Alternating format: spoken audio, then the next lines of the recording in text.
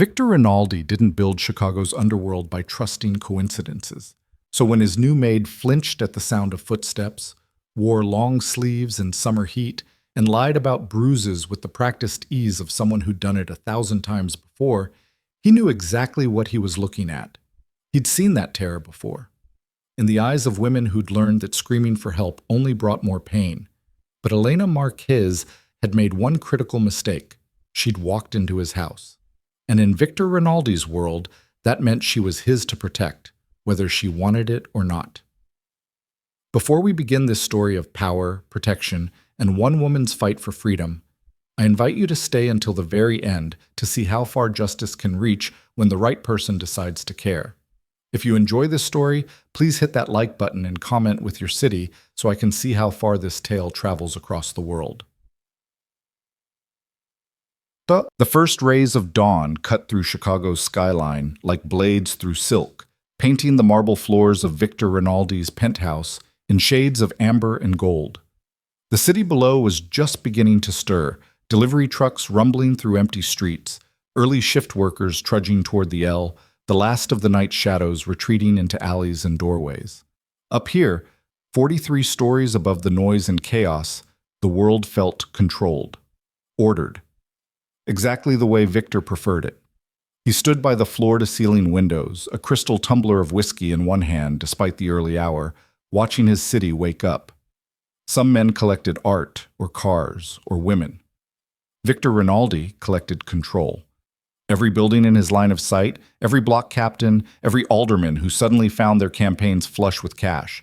They all answered to the same invisible architecture of power that he'd spent 20 years constructing, brick by careful brick. Behind him, the penthouse hummed with quiet efficiency. His housekeeper, Mrs. Chen, had already been through the main rooms, leaving everything exactly as it should be. The scent of fresh coffee drifted from the kitchen. His security team had changed shifts at 6, the night crew debriefing the day crew in the garage 43 floors below. Everything moved like clockwork because Victor tolerated nothing less. The sound of breaking glass shattered that perfect order. Victor's head turned sharply toward the kitchen. Not a crash, something smaller. A muffled impact followed by the soft curse of someone trying desperately to be quiet about their mistake. He set down his whiskey and moved through the penthouse with the fluid silence of a man who'd learned long ago that the most dangerous predators never announce themselves. Elena Marquez stood in the kitchen, frozen like a deer in headlights, staring down at the shattered remnants of what had been a Waterford crystal water glass. Her face had gone pale beneath warm brown skin, and her hands were shaking so badly that Victor could see the tremor from across the room. "I'm so sorry, Mr. Rinaldi." The words tumbled out fast, practiced, the apology of someone who'd learned that speed mattered when it came to contrition. "I'll replace it. I'll pay for it out of my check. I'm so sorry. It just slipped. I wasn't paying attention. Elena." Victor's voice cut through her spiral with the precision of a scalpel. "Stop." She froze, her dark eyes going even wider. For a moment, Victor saw something flicker across her face. Not just fear of being fired, but something deeper. Something that made his instincts sharpen, like they did when a deal smelled wrong or a partner's body language screamed betrayal. "It's a glass," he said simply. "I have 300 more exactly like it. Leave the pieces. Mrs. Chen will handle it when she returns." Elena's hands were still shaking. She clasped them together in front of her apron, but the movement made her wince. Just a fraction, just a flicker of pain that she tried to hide behind a too bright smile. But Victor Rinaldi hadn't survived 2 decades in a business where weakness meant death by missing the small details. The sleeves of her uniform were long despite the June heat, the collar buttoned high. When she'd bent to pick up the larger pieces of glass, he'd caught a glimpse of something dark around her left wrist, a shadow that didn't belong to fabric or lighting. "How long have you worked for me?" Victor asked, his tone conversational, almost casual. Elena blinked at the sudden shift. 3 weeks, sir. Monday will be 4. And in that time, have I ever raised my voice to you? No, sir. Have I ever punished you for an honest mistake? No, sir. Her voice was quieter now, confused. "Then why," Victor said softly, stepping closer, "do you look at me like I'm about to hit you?" The question landed like a physical blow. Elena's breath caught. Her eyes darted to the side, the universal tell of someone calculating an escape route, and Victor knew with absolute certainty that he'd been right. "I don't," she started. "You're wearing long sleeves in summer." Victor gestured to her uniform. "The air conditioning is set to 72 degrees. Mrs. Chen has been complaining it's too cold, but you haven't asked me to adjust it. Why?" Elena's jaw tightened. "I run cold." "You're lying." The bluntness of it made her flinch. Victor watched her face cycle through emotions: denial, anger, fear, and finally something that looked like resignation. She knew she'd been caught. The question was what she'd do about it. "Mr. Rinaldi," she said carefully, "I appreciate your concern, but I'm fine. I just need to be more careful with your things. It won't happen again." She turned to leave, but Victor's voice stopped her. "Show me your wrists." Elena froze. Her back was to him, her shoulders rigid with tension. "Sir, I really should—" "Elena." Victor's voice dropped into the register he used when he wanted obedience without question. "Show me your wrists, now." For a long moment, she didn't move. Victor could see her breathing, could see the war happening inside her head. Then, slowly, she turned around. Her eyes were bright with unshed tears, her mouth pressed into a thin line. With movements that screamed reluctance, she reached up and unbuttoned the cuffs of her sleeves. When she pushed the fabric up to her elbows, Victor's expression didn't change. He'd learned long ago to keep his face neutral when confronted with ugliness. It was a survival skill in his world. But inside, something cold and furious settled into his chest. The bruises were in various stages of healing. Fresh purple-black marks circled her left wrist like a bracelet. Older ones on her right had faded to yellow-green, the ghostly shadows of fingers visible in their pattern. There were more above her elbows, half hidden by the fabric she couldn't push back far enough. The marks of someone who'd grabbed her, hard, and held on while she tried to pull away. "I'm clumsy," Elena said, her voice hollow. "I fall a lot, I bruise easily. It's—" "Don't!" Victor's tone was ice. "Don't insult both of us with that particular lie." Elena's composure cracked. A single tear escaped, tracking down her cheek before she swiped it away angrily. "It doesn't matter." "It matters to me." "Why?" The question came out sharp, almost accusatory. "Why would it possibly matter to you? You barely know me. I clean your house. I'm nobody." Victor studied her for a long moment. In the early morning light, Elena Marquez looked young and old at the same time, mid-20s probably, but carrying the kind of exhaustion that aged people from the inside out. She had the dark hair and warm coloring that spoke of Latina heritage, delicate features that would be pretty if they weren't currently etched with fear and defiance. "3 weeks ago, you walked into this building," Victor said quietly. "You passed through security. You rode the elevator to this floor. You entered my home. That makes you mine." Elena's eyes narrowed. "I'm not anyone's. I don't mean it that way." Victor's interruption was sharp. "I mean that anyone who works for me, anyone under my roof, falls under my protection. That's not a request, Elena. That's how it is. So I'm going to ask you one more time, and I want the truth. Who put those bruises on you?" The silence stretched between them like a tightrope. Victor could see her weighing options, calculating risks. He recognized the look. He'd seen it on the faces of people trying to decide whether trusting him would save them or destroy them. Finally, Elena spoke, her voice barely above a whisper. "My ex-husband." Victor's expression remained neutral, but his mind was already racing through implications and possibilities. "Ex-husband. You're divorced?" "For 6 months. And he's still putting his hands on you." It wasn't a question, but Elena nodded anyway. He doesn't accept that it's over." "Have you filed a police report?" The laugh that escaped Elena was bitter and broken. "Multiple times." "You know what happens?" "Nothing. Absolutely nothing." Victor's eyes narrowed. "Explain."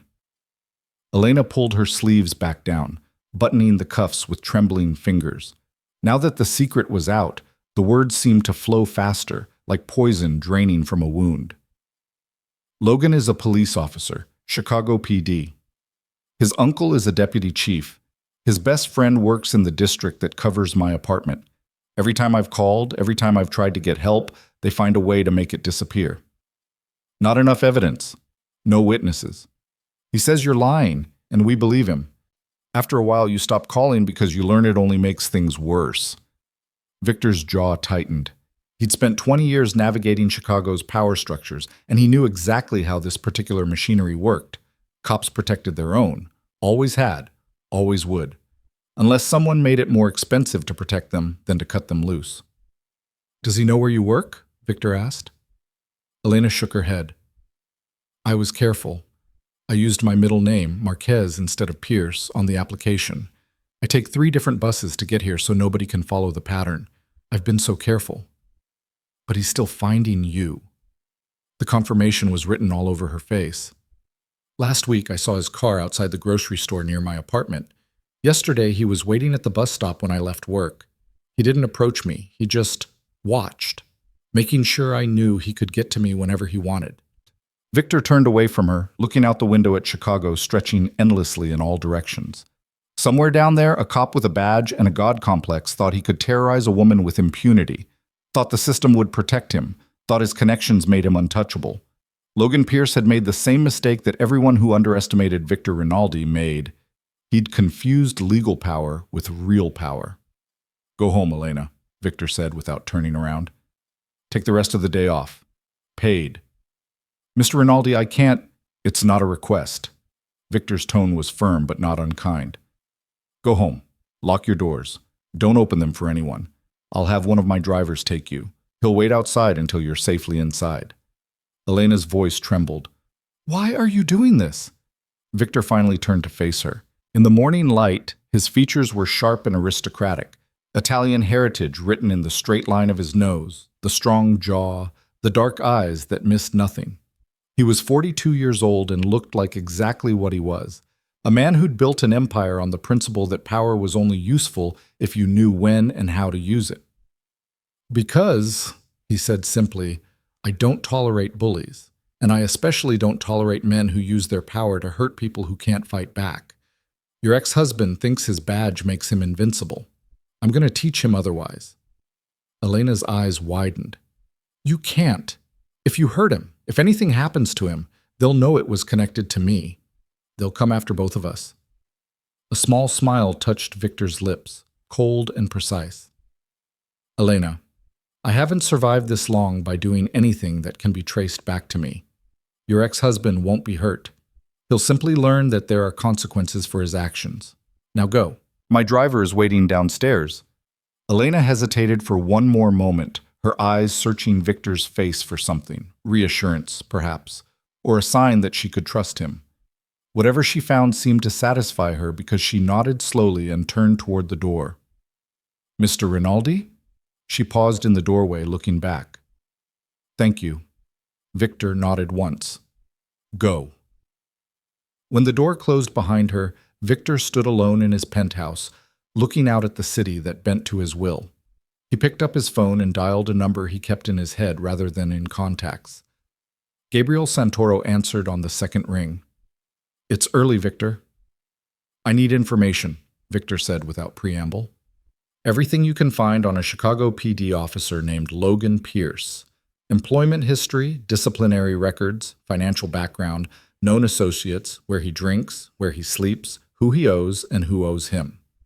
I want to know what he eats for breakfast and what hand he uses to wipe his ass. And Gabe? I need it yesterday. There was a pause on the other end of the line. Gabe had worked for Victor long enough to know that this tone meant someone had crossed a line. How deep are we going? Deep enough to bury him, Victor said flatly. But I want it clean. No bodies, no blood, nothing that comes back on anyone in this organization. We're going to destroy him with the truth. Understood. I'll have preliminary findings by noon. Victor ended the call and returned to the window. Below, Chicago pulsed with life. Millions of people moving through their days, unaware that somewhere in this vast machinery, a predator was about to learn what happened when you hurt the wrong person. In Victor Rinaldi's world, there was a code. You didn't hurt women. You didn't hurt children. You didn't use your power to terrorize people who couldn't defend themselves. Logan Pierce had violated all three principles, and the fact that he wore a badge didn't make him exempt. It made him a hypocrite. Victor had built his empire by understanding leverage. Every person had pressure points, things they valued, things they feared, things they'd do anything to protect. The key was finding those points and applying exactly the right amount of force at exactly the right moment. Logan Pierce thought his badge was armor. Victor was going to turn it into a noose. By noon, Gabe Santoro sat across from Victor in the private study, a tablet in his hands and an expression that said he'd found something ugly. Gabe was 55, silver-haired, with the kind of sharp intelligence that came from 30 years of practicing law before deciding that working for Victor was more profitable and infinitely more interesting. Logan Pierce, Gabe began, swiping through files on his tablet. 34 years old, 8 years with Chicago PD, currently assigned to the 14th District, married Elena Marquez 4 years ago, divorced 6 months ago after she filed on grounds of domestic violence. Charges? Victor asked. Filed. Dropped. 3 times. Gabe's mouth pressed into a thin line. She had medical records, photographs, witness statements from neighbors who heard screaming. Pierce's lawyer got everything suppressed, claimed she was unstable, that she had a history of mental illness, which is complete fiction, and convinced the judge she was fabricating abuse to gain advantage in the divorce settlement. Victor's fingers drummed against the arm of his chair. His uncle. Deputy Chief Marcus Pierce, Gabe confirmed. 32 years on the force. Runs the Bureau of Patrol. Logan is his sister's kid. Rumor is Marcus has been smoothing Logan's path since he joined the department. Multiple excessive force complaints that went nowhere. 3 internal investigations that somehow lost documentation. The kid is dirty, Victor, and he's got family making sure nobody looks too close. What about the restraining order Elena mentioned? Gabe swiped to another file. She had one. It expired 2 months ago. She filed for renewal with documentation of continued harassment, texts, photos of him following her, testimony from neighbors. Judge denied it, said there wasn't sufficient evidence of ongoing threat. Let me guess, Victor said coldly. The judge plays golf with Marcus Pierce. Judge Henry Williamson. And yes, they're in the same country club. Gabe set down his tablet. Victor, if we go after Logan Pierce, we're going after the entire network that's been protecting him. That means cops, judges, maybe even elements of the DA's office. This isn't a simple intimidation job. Victor leaned back in his chair, his expression thoughtful. Then we don't intimidate. We dismantle. What else do you have? Gabe smiled, the predatory expression of a lawyer who'd found blood in the water. Logan Pierce lives well beyond his means. CPD salary is $68,000 a year. But he drives a brand new BMW, owns a condo in Lincoln Park worth $400,000, and has been seen at high-stakes poker games in establishments that we both know are connected to organized crime. Victor's eyebrows rose. He's dirty. As they come. I pulled his financial records. Don't ask me how. Cash deposits that don't match his salary. No declared secondary income. I'd bet my license he's either on someone's payroll or he's shaking down people who can't report it. Drug dealers, Victor said, understanding immediately. Street-level guys who can't go to the police when a cop robs them. That'd be my guess. And if he's doing it, odds are he's not the only one in his district doing it. Gabe leaned forward. You want to hurt Logan Pierce? We expose the corruption. But we have to be smart about it. If we just drop information to internal affairs, it disappears. His uncle makes sure of it. We need to create pressure from multiple directions simultaneously. Media, federal authorities, public outcry. Make him too hot to protect. Victor was quiet for a moment, his mind working through angles and approaches. He'd spent 20 years building relationships with people at every level of Chicago's power structure. Aldermen, developers, union leaders, journalists. The key was knowing which pieces to move and in what order. Gabe, I need you to reach out to Melissa Torres at the Tribune. Tell her we have a story about systematic corruption in the 14th District. Don't mention Logan Pierce by name yet. See if she's interested. Gabe nodded, making notes. Torres is good. She won't burn a source. I also need you to contact David Chen at the FBI's Public Corruption Task Force. Don't give him specifics, but let him know we have information about Chicago PD officers involved in criminal activity. Get him interested enough to open a preliminary inquiry." "That's risky," Gabe warned. "If the Bureau starts sniffing around and they trace it back to us—" "They won't," Victor's voice was confident. "Everything we give them will be documented fact. Bank records, surveillance footage, witness testimony. We're not manufacturing evidence, Gabe. We're just making sure the right people see what's already there. And in the meantime," Victor stood, moving to the window again. "In the meantime, I want eyes on Logan Pierce. Where he goes, who he talks to, what he does. I want to know his patterns, his habits, his weaknesses. And I want surveillance on Elena's apartment. If Pierce goes near her, I want to know about it immediately." "Done." Gabe gathered his tablet and stood. "Victor, I have to ask, why this? Why now? You've never taken this kind of personal interest in someone's situation before." Victor was quiet for a moment, watching the city sprawl beneath him. "I spent my whole life watching men with power abuse people who don't have any. My father did it. Half the bosses I came up under did it. I told myself when I got to the top that I'd be different, that I'd use my power to protect, not to harm. Elena Marquez worked 3 weeks under my roof, scared every single day, and I didn't notice. That ends now." Gabe studied him for a moment, then nodded. "I'll make the calls." When Gabe left, Victor remained at the window. Below, Chicago moved through its rhythms, the lunch crowd spilling onto sidewalks, traffic snarling at intersections, the L trains rattling overhead. Somewhere in that chaos, Logan Pierce was going about his day, confident in his invincibility. That confidence would be his downfall.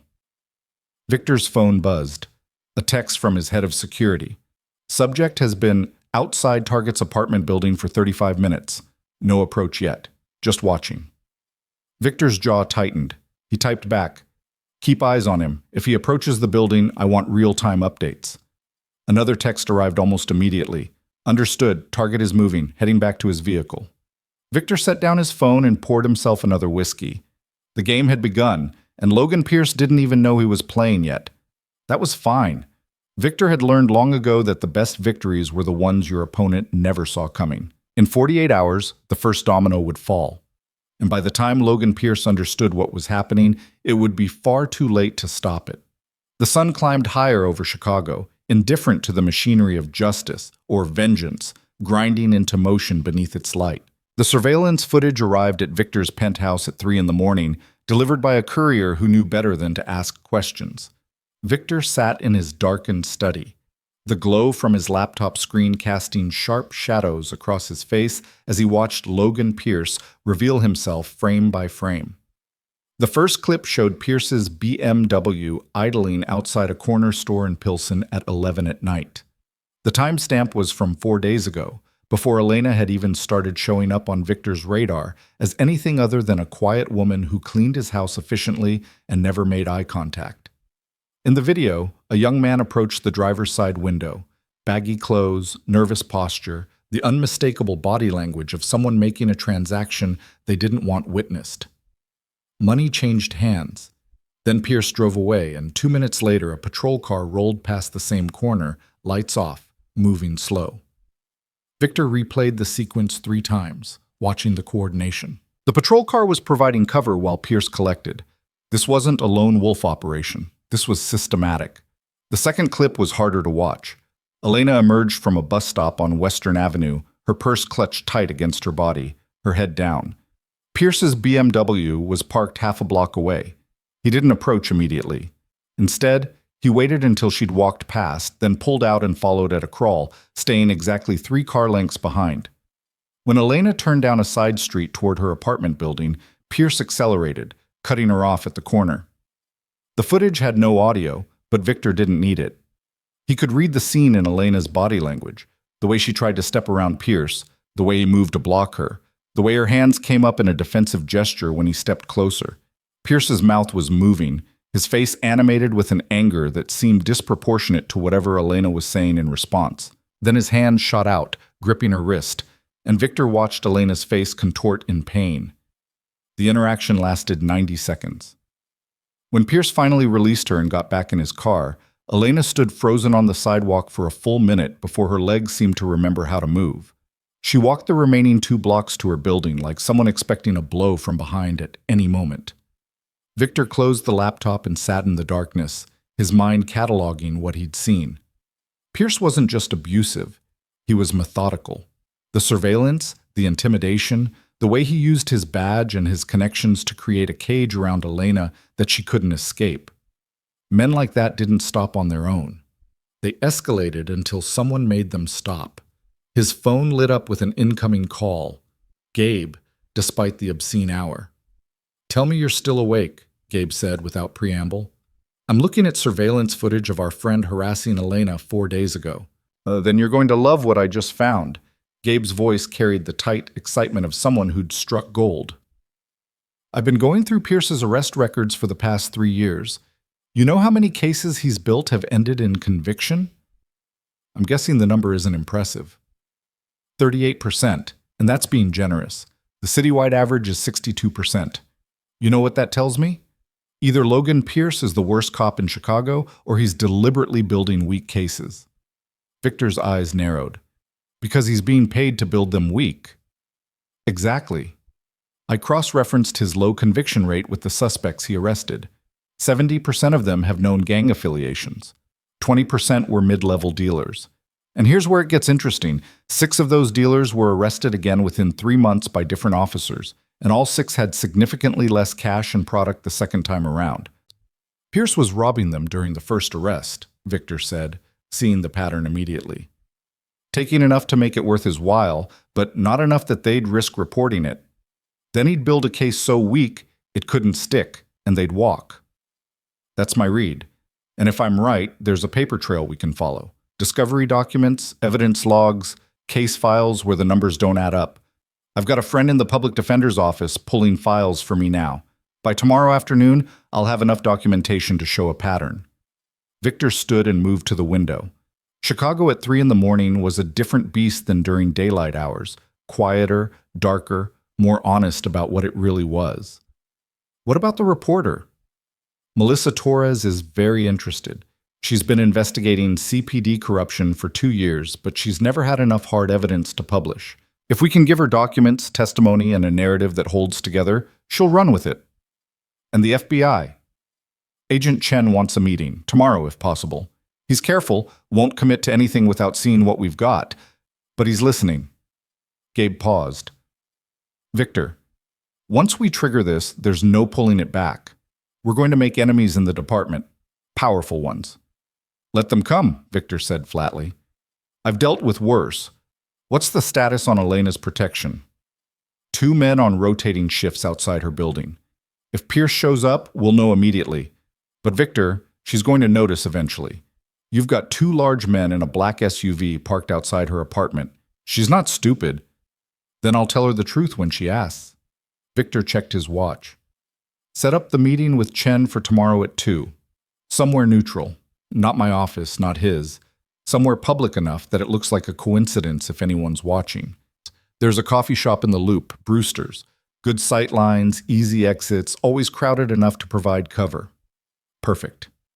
And Gabe, I want you in that meeting with me. Pierce isn't going to go down easy, and when he doesn't, his uncle is going to start making calls. We need to have every piece of ammunition ready before we fire the first shot." "Understood. Get some sleep, Victor. Tomorrow's going to be a long day." Victor ended the call and remained at the window, watching the city sleep. Somewhere out there, Logan Pierce was probably sleeping too, comfortable in the certainty that his badge and his connections made him untouchable. By this time tomorrow, that certainty would start to crack. The question was what Pierce would do when he felt the ground shifting beneath his feet. Men like him didn't surrender gracefully. They lashed out, desperate and dangerous, looking for someone to hurt to make themselves feel powerful again. Victor sent a quick text to his head of security. "Double the detail on Elena's building. If Pierce so much as drives down her street, I want to know about it." The response came back immediately. "Already done." Victor finally allowed himself to pour a drink and settle into the leather chair facing the window. He'd learned long ago that sleep came easier when you'd already planned 3 moves ahead. By the time the sun rose over Chicago again, the first phase of his plan would be in motion, and Logan Pierce would wake up to a world that had started turning against him without him even realizing it yet. That was the thing about power that men like Pierce never understood. Real power wasn't the badge on your chest or the gun on your hip or the uncle making calls on your behalf. Real power was knowing which dominoes to tip and in what order, so that by the time your opponent understood what was happening, the entire structure was already collapsing around them. Victor raised his glass to the sleeping city and drank. Brewster's Coffee Shop sat on the corner of LaSalle and Madison, a deliberately unremarkable establishment that served decent coffee to lawyers, bankers, and federal agents who needed a place to meet without attracting attention. Victor arrived first, claiming a table near the back with clear sightlines to both exits and the street. He wore a charcoal suit that said businessman, not mob boss, and carried a leather portfolio that could belong to anyone closing a deal. Gabe arrived 5 minutes later, looking every inch the corporate attorney in his tailored navy suit. He slid into the chair across from Victor without ceremony, setting his own briefcase on the table. "Chen's running 10 minutes late," Gabe said quietly. "He texted that he's coming from another meeting." "Good. Gives us time to get our story straight." Victor kept his voice low. "We're concerned citizens who've stumbled across evidence of corruption. We're bringing it to the FBI because we don't trust CPD's internal processes." Which is true as far as it goes. The best lies always are. Victor's eyes tracked to the door as it opened, but it was just another lawyer type grabbing coffee before court. "We give him enough to open an investigation, but we don't give him everything. I want to keep some ammunition in reserve in case we need it." "What about Elena?" "We don't mention her by name. We talk about victims, plural, of police harassment and corruption. We let Chen connect the dots himself." The door opened again, and this time Victor recognized FBI Special Agent David Chen from the background research Gabe had compiled. Mid-40s, Chinese-American, with the compact build of someone who still hit the gym regularly, and the careful eyes of someone who'd spent 20 years learning not to trust anyone at their word. He wore the standard FBI uniform, dark suit, conservative tie, shoes polished to mirror shine. Chen's eyes swept the coffee shop with professional efficiency before settling on Victor and Gabe. He approached the table without hesitation, and Victor appreciated that. The man wasn't going to play games pretending he didn't know who he was meeting. "Mr. Rinaldi, Mr. Santoro." Chen's handshake was firm, his voice neutral. "I appreciate you reaching out." "Agent Chen." Victor gestured to the empty chair. "Can I buy you a coffee?" "Already had 3 this morning, but thank you." Chen sat down, his posture relaxed, but his attention sharp. "Your message said you had information about corruption within the Chicago Police Department. I'm listening." Gabe opened his briefcase and pulled out a thin folder. "What we're about to show you is preliminary, but we believe it demonstrates a pattern of criminal activity involving multiple officers in the 14th District." "Why bring this to me instead of internal affairs?" Chen asked, though his tone suggested he already knew the answer. "Because internal affairs is part of the problem," Victor said bluntly. "The officers involved have connections high enough up the chain that complaints disappear. We need someone outside the department." Chen's expression didn't change, but Victor saw the slight shift in his posture, the FBI agent leaning forward just a fraction, interested despite himself. "What kind of criminal activity are we talking about?" Gabe slid the folder across the table. "We have evidence suggesting that officers in the 14th District have been conducting illegal searches, confiscating money and drugs, and then building deliberately weak cases to ensure the suspects walk. We believe they're essentially running a protection racket. Dealers pay them to look the other way, and the ones who don't pay get robbed under color of law." Chen opened the folder, his eyes scanning the documents inside. Victor watched him read, seeing the moment when the agent's professional skepticism started to shift into genuine interest. "These are arrest records," Chen said, looking up.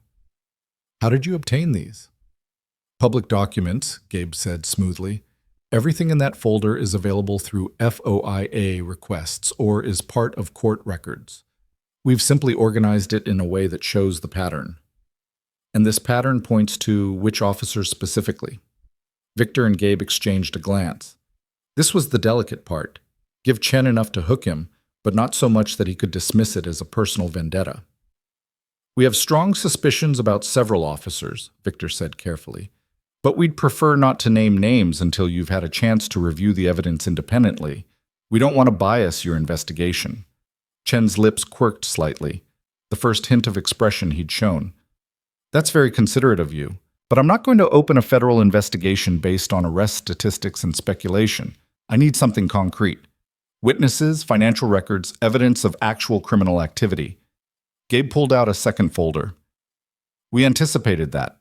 This contains financial analysis of 3 officers assigned to the 14th District. All 3 show income inconsistent with their salaries. Cash deposits, expensive purchases, lifestyle choices that don't match their legitimate earnings. We're not banking experts, but it looks like money laundering to us. Chen took the second folder, flipping through bank statements and purchase records with increasing focus. Victor had made sure everything in that folder was documented and sourced. No information that couldn't be verified, nothing that would make Chen suspicious about how they'd obtained it. These financial records are very detailed, Chen said slowly. You understand I'm going to have to ask how you obtained them. Entirely legal means, Gabe assured him. Property records are public. Credit reports can be purchased. Bank deposits over $10,000 get reported to federal authorities. We just compiled information that was already available and connected the dots. It was a lie. But it was a lie that Chen would accept because it gave him plausible deniability. The FBI agent didn't want to know that Victor had people who could access financial records that were technically private. He just wanted to be able to tell his superiors that the information had come from legitimate sources. And you're bringing this to me out of civic duty? Chen's tone was dry. Forgive me, Mr. Rinaldi, but your reputation suggests that altruism isn't your primary motivator. Victor met the agent's eyes without flinching. Let's be honest with each other, Agent Chen. You know who I am. I know who you are. We both operate in the gray areas of this city, and we both know that Chicago PD has officers who make my people look like choir boys. I'm bringing you this information because corrupt cops are bad for everyone's business. They create chaos, they're unpredictable, and they bring heat that I don't need. The honesty seemed to satisfy Chen more than any protestation of altruism would have. He nodded slowly. Fair enough. But I need more than financial irregularities. I need evidence of actual crimes. Do you have witnesses willing to testify? We might, Victor said, but they'd need protection. These officers have a history of intimidating people who speak against them. Before anyone comes forward, they'd need guarantees. I can't make promises without knowing who we're talking about and what they're willing to say. Victor made a decision. There's a woman. She was married to one of the officers involved. He's been stalking and harassing her since their divorce. She's filed multiple police reports that went nowhere because his uncle is a deputy chief.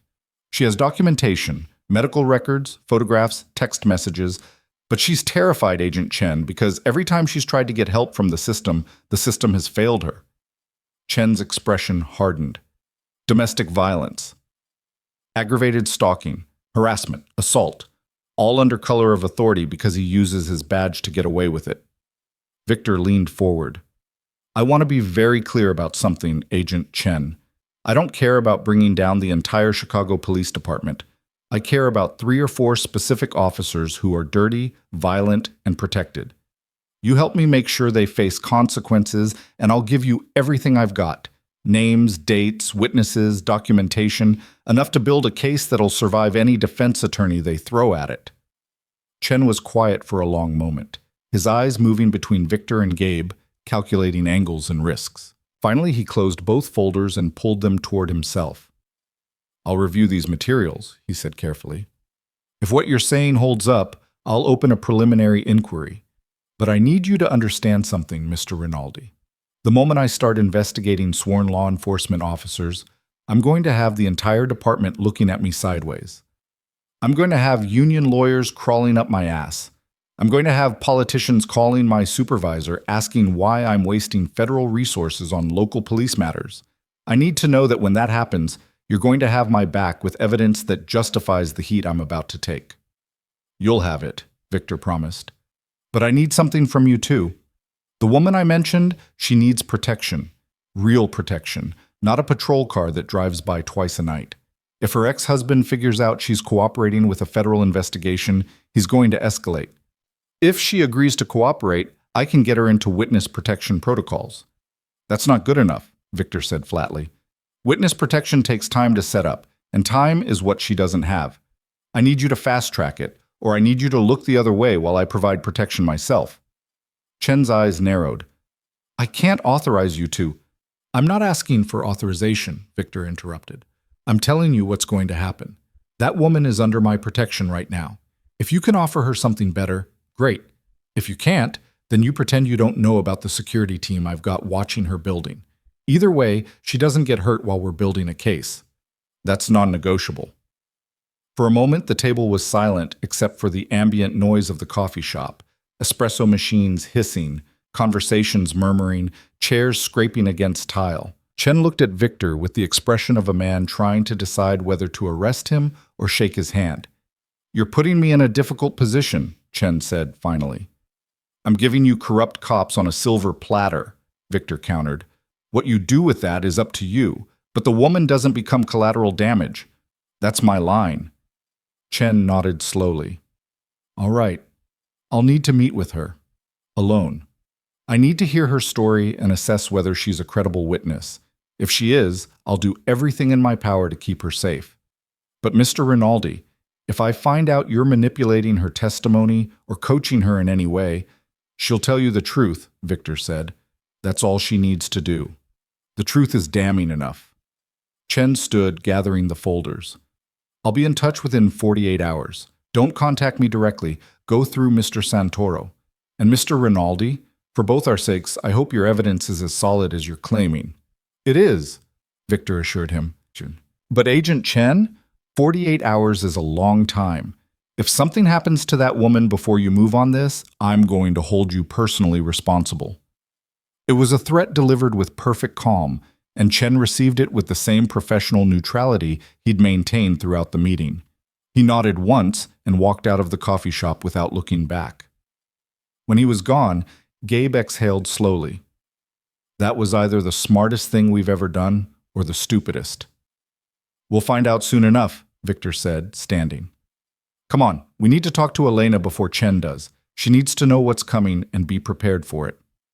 They left the coffee shop separately, Victor walking 2 blocks to where his car was parked, his mind already racing ahead to the next conversation, the next move, the next pressure point to exploit.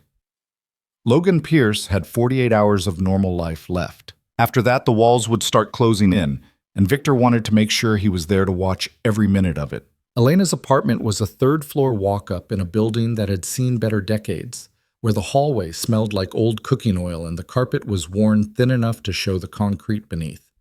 Victor climbed the stairs with Gabe behind him, noting the broken light fixture on the 2nd landing and the door on the 1st floor that hung crooked on its hinges. This was the kind of building where people minded their own business because getting involved meant trouble they couldn't afford. When Victor knocked, there was a long pause before Elena's voice came through the door, tight with fear. Who is it? It's Victor Rinaldi, Elena.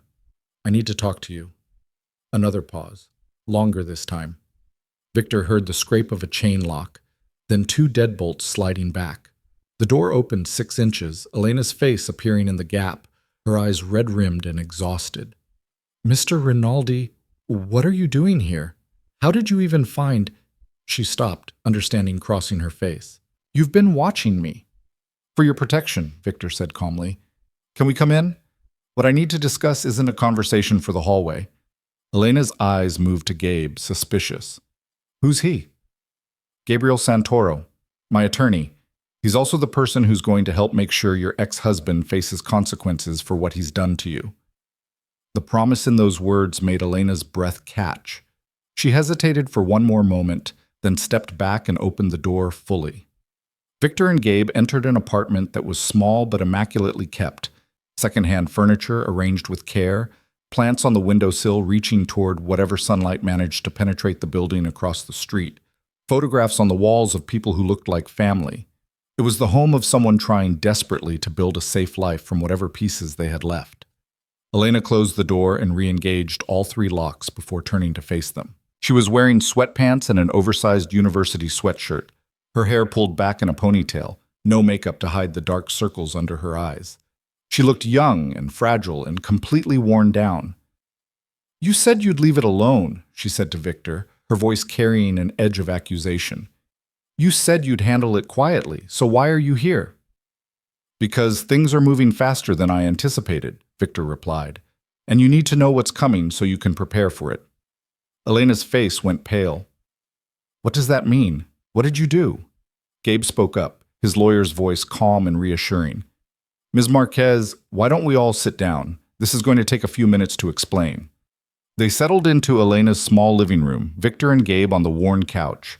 Elena perched on the edge of an armchair, like she might need to run at any moment. Victor could see her hands trembling in her lap, and something in his chest tightened at the sight of someone so thoroughly beaten down by a system that was supposed to protect her. 3 days ago, Victor began, you showed me bruises that your ex-husband put on you. You told me that every time you tried to get help, the system failed you. I decided that wasn't acceptable. Mr. Rinaldi, let me finish, Victor said gently but firmly. Since then, my people have been conducting surveillance on Logan Pierce. We've documented him stalking you, harassing you, and engaging in what appears to be criminal activity unrelated to you. We've compiled financial records showing that he's living well beyond his means. We've analyzed his arrest patterns and found evidence of systematic corruption. And this morning, we presented all of that information to a federal agent who's now opening an investigation into your ex-husband and several of his colleagues. Elena stared at him like he'd just told her the sky was falling. You did what? We gave the FBI everything they need to build a case against Logan Pierce for corruption, extortion, and abuse of authority, Gabe explained. Within the next 48 hours, an FBI agent named David Chen is going to contact you. He's going to want to interview you about your ex-husband's behavior. And if you agree to cooperate, your testimony could be the piece that puts Pierce away for a very long time. No. Elena stood up abruptly, wrapping her arms around herself. No, absolutely not. You have no idea what you've done. You have no idea what Logan is capable of when he's cornered. I have every idea, Victor said quietly. That's why you have 2 armed security guards stationed outside this building 24 hours a day. That's why we're going to make sure you're protected every moment until this is over. Elena laughed, a broken sound with no humor in it. Protected? You think 2 men in a car are going to stop him? Logan is a cop, Mr. Rinaldi. He has a badge and a gun and an entire department that covers for him. You've just painted a target on my back, and when he finds out I'm talking to the FBI, he's going to come after me with everything he has. Then we make sure he's arrested before he gets the chance, Gabe interjected. Ms. Marquez, I know this is frightening, but for the first time since you left your husband, you have real power. The FBI doesn't open investigations lightly. If Agent Chen is moving forward, it's because he believes he can build a case. And with your testimony— My testimony? Elena's voice rose. You want me to testify against a police officer? Do you know what happens to people who testify against cops? They get harassed. They get threatened. They get their tires slashed and their windows broken, and sometimes they just disappear. And nobody asks questions because everyone knows what happens when you cross the blue line. Victor stood as well, moving toward Elena, but keeping enough distance that he wasn't crowding her. Elena, listen to me. I understand your fear. I understand that every institution you've tried to trust has failed you. But this is different. The FBI has resources that local police don't. They have jurisdiction that can't be blocked by a deputy chief making phone calls. And more importantly, they have a vested interest in making this case stick because if it falls apart, it makes them look weak. That doesn't protect me, Elena said, tears starting to track down her cheeks. That just means I'm useful until I'm not. And then what? You think the FBI is going to station agents outside my apartment for the rest of my life? You think they're going to care what happens to me once Logan's trial is over? I will, Victor said simply. I give you my word, Elena. You cooperate with Agent Chen. You tell him the truth about what Logan has done to you, and I will personally ensure that you're protected for as long as it takes. If that means relocating you to a new city with a new identity, I'll make it happen. If it means hiring private security until Logan Pierce is behind bars, I'll make it happen. Whatever it takes. Elena searched his face, looking for the lie, the angle, the moment when this powerful man who'd inserted himself into her life would reveal that his promises were as empty as every other promise she'd been given. But Victor held her gaze steadily, and whatever she saw there seemed to crack something inside her. She collapsed back into the armchair, covering her face with her hands, her shoulders shaking with silent sobs. Gabe looked at Victor questioningly, and Victor shook his head slightly. Let her process, let her feel, don't push. They waited in silence while Elena cried out years of fear and frustration and exhaustion. When she finally looked up, her face was blotchy and her eyes were swollen, but her voice was steadier. Tell me exactly what happens next. No bullshit, no sugarcoating. I need to know what I'm walking into. Victor sat back down, leaning forward with his elbows on his knees. Agent Chen will contact you within 2 days. He'll want to meet somewhere private where you feel safe. He's going to ask you to tell him everything. When the abuse started, how often it happened, what Logan did specifically, whether you have documentation. The more detail you can provide, the stronger the case becomes. I have documentation, Elena said quietly. Medical records from 3 different ER visits. Photographs I took of bruises and marks. Text messages where he threatened me. Voicemails where he said if I ever tried to leave him, he'd make sure nobody believed anything I said ever again. I kept everything because some part of me always hoped that someday someone would actually care enough to look at it. Gabe pulled out a notepad. That's excellent. Do you have all of that documentation in one place? In a lockbox under my bed. I was too scared to put it anywhere that Logan might find it when he still had a key to this apartment. Did you change the locks after the divorce? Victor asked. Elena's silence was answer enough. Jesus, Gabe muttered. Your ex-husband is a police officer who's been stalking you, and you didn't change the locks? I tried, Elena said defensively. But the landlord said I needed a police report showing credible threat to justify the expense. And when I filed a report, the responding officers, Logan's friends, told the landlord there was no credible threat. So the locks stayed the same, and I spent 6 months pushing furniture against the door every night and jumping at every sound in the hallway. Victor's jaw tightened. Every detail of Elena's story revealed a new layer of systematic failure, a bureaucracy that had weaponized its own procedures against a woman asking for help. He made a mental note to have her locks changed before the day was out, something he should have done the moment he learned about the situation. After you meet with Agent Chen, Victor continued, he's going to ask you to make a formal statement. That statement will be used to support the broader investigation into Logan and his associates. At some point, possibly within a week, the FBI will make arrests. When that happens, Logan is going to know that someone cooperated. He may not know immediately that it was you, but he'll figure it out eventually. And then he'll come after me, Elena finished. He'll try, Victor corrected, but by that point he'll be under federal indictment. He'll have surrendered his badge and his weapon. He'll be under restrictions that prohibit him from contacting you or coming within a certain distance of your residence. If he violates those restrictions, he goes to jail immediately. No phone calls to his uncle. No favors from friends on the force. Federal charges don't work the same way as local ones. Elena was quiet for a moment, processing. You really think this could work? You really think the FBI can bring him down? I think, Victor said carefully, that Logan Pierce has been operating with impunity for too long, and men like that always overextend themselves. They get sloppy because they believe they're untouchable. The evidence we've compiled shows systematic criminal behavior, theft, extortion, falsifying reports, witness intimidation. Add your testimony about domestic violence and stalking, and you've got a pattern that a jury can understand. Good cop gone bad makes for a compelling narrative, and federal prosecutors love compelling narratives. Gabe added, we've also been in contact with a reporter at the Chicago Tribune who's been investigating police corruption. Once the arrests are made, she's going to publish a story that puts public pressure on the department. The more attention this case gets, the harder it becomes for anyone to make it disappear. So you're not just building a legal case, Elena said slowly. You're building a media case too. Exactly, Victor confirmed. We attack from multiple directions simultaneously. Legal pressure from the FBI, public pressure from media coverage, and institutional pressure from within the department itself. We make Logan Pierce too toxic for anyone to protect.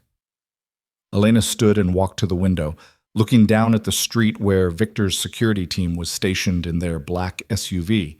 Those men down there, they work for you? They do. And they'll actually keep me safe? They won't get bored or distracted or decide it's not worth the trouble? They'll do their jobs because they know what happens if they don't, Victor said flatly. I don't tolerate failure from people who work for me. Elena turned back to face him. Why are you doing this? And don't tell me it's just because I work for you. People don't risk this much for someone who cleans their house. Victor was quiet for a moment, considering how much truth to share. Finally, he said, When I was 12 years old, I watched my father beat my mother so badly she couldn't get out of bed for a week. When she finally tried to leave him, he told her that if she went to the police, he'd kill her and make sure everyone knew she'd brought it on herself. She believed him because she'd seen what he was capable of. So she stayed, and she endured, and she died when I was 17 because one night he went too far and her body just couldn't take anymore. The confession landed in the small apartment like a stone in still water. Elena's expression shifted from suspicion to something softer, more understanding. I'm sorry, she said quietly. Don't be sorry, Victor replied. Be willing to fight. My mother didn't have options because the world she lived in didn't give women options. But you do, Elena. You have the FBI, you have documentation, you have witnesses, and you have me. The question is whether you're brave enough to use those resources to take your life back. Elena's hands clenched into fists at her sides. Victor could see the war happening inside her. Fear versus hope, resignation versus rage, the impulse to run versus the desire to finally stand and fight back. If I do this, she said, her voice barely above a whisper, if I testify and the case falls apart, if Logan walks and comes after me. He won't walk, Victor interrupted. We've made sure of that. And if somehow, against all odds, the system fails you one more time, then I will handle Logan Pierce myself in a way that ensures he never threatens you again. Do you understand what I'm saying to you, Elena? She understood. The offer beneath the words was clear. If the law failed, Victor would step outside the law. It was a promise that should have terrified her, coming from a man whose reputation was built on violence and power. Instead, Elena felt something she hadn't felt in years. Hope. When will Agent Chen contact me? She asked. Probably tomorrow, Gabe said. I'll give him your number and let him know you're willing to cooperate. In the meantime, gather all your documentation. Organize it chronologically if you can. The clearer the timeline, the easier it is for Chen to build his case. And the security outside? Stays in place, Victor said. 24 hours a day until Logan Pierce is in custody. If you need to go anywhere, work, grocery store, anywhere, you call them and they'll escort you. No arguments, no trying to tough it out on your own. Your safety isn't negotiable. Elena nodded slowly, then seemed to make a decision. She crossed the room and extended her hand to Victor. Thank you. I don't know if this is going to work, but thank you for caring enough to try. Victor shook her hand, noting how small it felt in his grip. It's going to work. Logan Pierce has been writing his own ending for years. We're just making sure he doesn't take anyone else down with him. As they left Elena's apartment and descended the dingy stairwell, Gabe spoke quietly. That story about your mother, was that true? Every word, Victor said. My father was a violent bastard who thought his power made him untouchable. It took me 15 years to understand that the only way to stop men like that is to hit them where they live. Take away their power, take away their protection, and suddenly they're just another bully with no one left to abuse. They emerged onto the street where Victor's driver waited. Before getting into the car, Victor glanced up at Elena's third-floor window and saw her silhouette against the light, watching them leave. He raised a hand in acknowledgement, and after a moment, she raised hers in return. The next 48 hours are critical, Gabe said as they settled into the back seat. If Pierce suspects what's coming, he doesn't, Victor cut him off. Men like him are too arrogant to see the trap until it's already closed. He thinks his badge is armor, and his uncle is a shield. By the time he realizes neither one can save him, it'll be too late. The driver pulled away from the curb, and Victor watched Elena's building recede in the side mirror. Somewhere across the city, Logan Pierce was probably finishing his shift, heading home to his overpriced condo, secure in the belief that tomorrow would be the same as yesterday.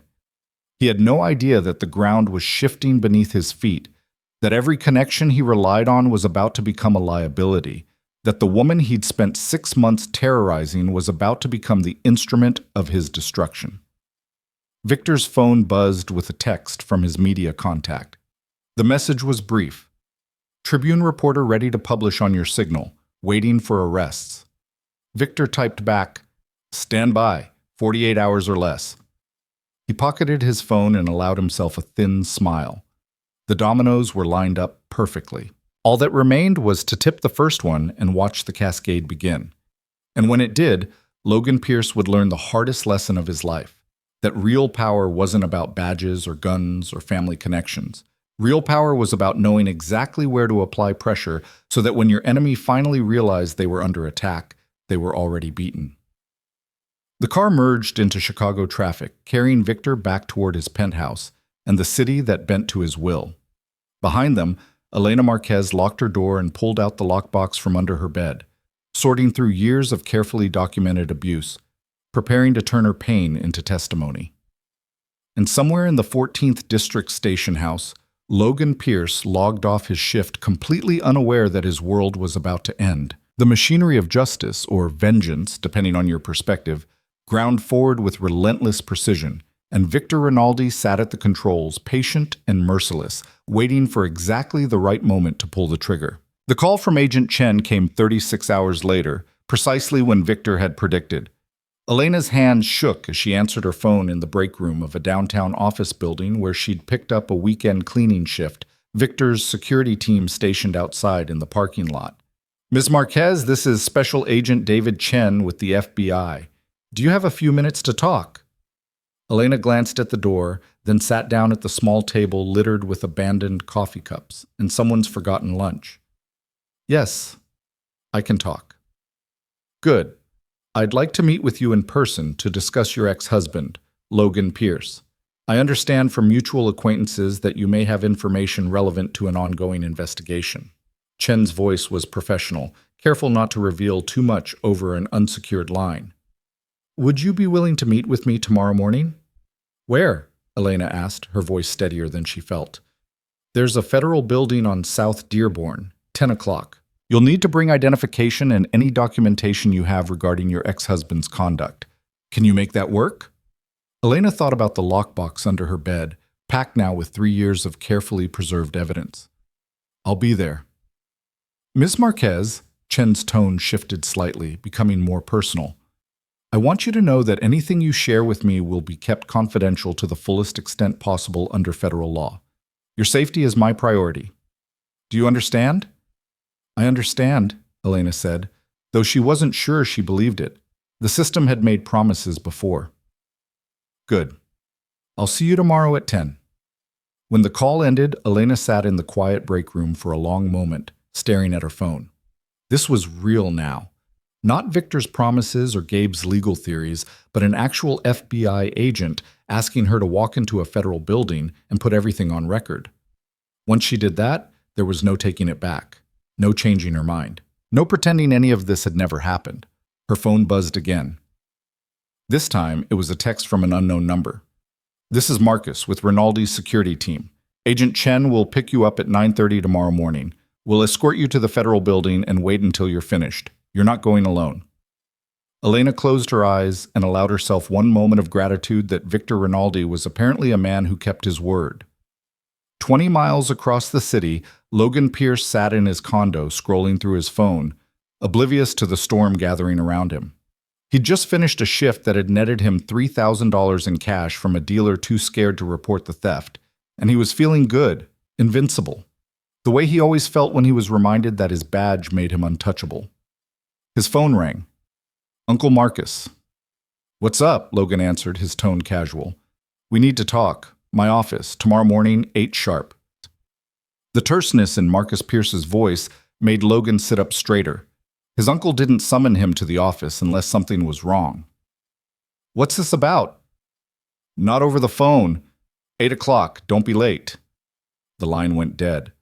Logan stared at his phone, a small tendril of unease working its way into his gut. Marcus had been in law enforcement for 32 years. He knew things, heard things, had sources throughout the department and beyond. If he was worried enough to call an emergency meeting, something was happening. Logan's mind raced through possibilities.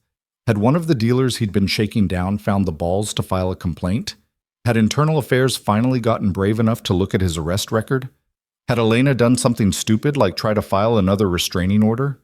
The thought of Elena made his jaw tighten. He'd driven past her apartment twice this week just to remind her that he was still there, still watching, still in control of her life whether she liked it or not. She'd looked scared both times, exactly the way he liked her.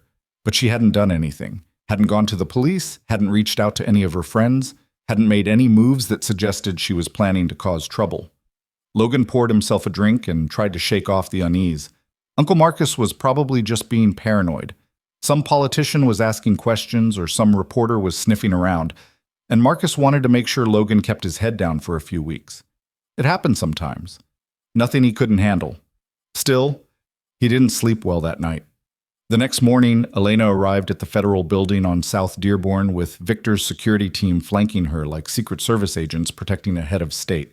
The lockbox containing her documentation felt heavy in her arms, weighted with 3 years of evidence that she was about to hand over to a stranger and hope he gave a damn. Agent Chen met her in a secure conference room on the 3rd floor. No windows, soundproofed walls, a table with recording equipment already set up.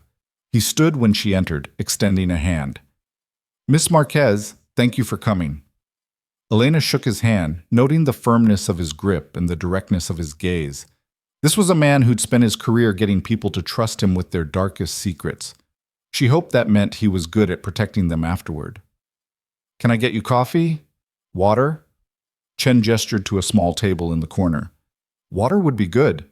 They settled into chairs across from each other, and Chen activated the recording equipment with practiced efficiency.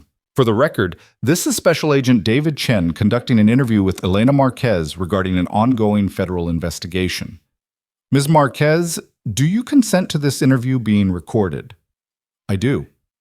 "And you understand that you're here voluntarily and are free to leave at any time?" "Yes." Chen's expression softened slightly. "Good.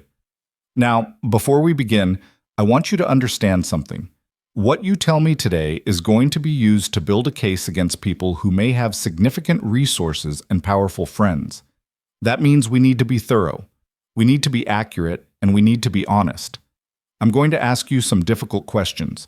Some of them may feel intrusive or traumatic, but I need you to answer as completely as you can. Can you do that?" Elena thought about all the times she'd told her story, to police officers who didn't believe her, to judges who dismissed her, to lawyers who said there wasn't enough evidence. This time felt different. This time the man across from her looked like he actually wanted to listen. "I can do that," she said. For the next 4 hours, Elena told Agent Chen everything. She described meeting Logan Pierce when she was 22 and he was 26, how charming he'd been at first, how attentive and protective in a way that felt romantic until it started to feel suffocating. She walked through the progression of abuse, emotional first, then physical, then sexual.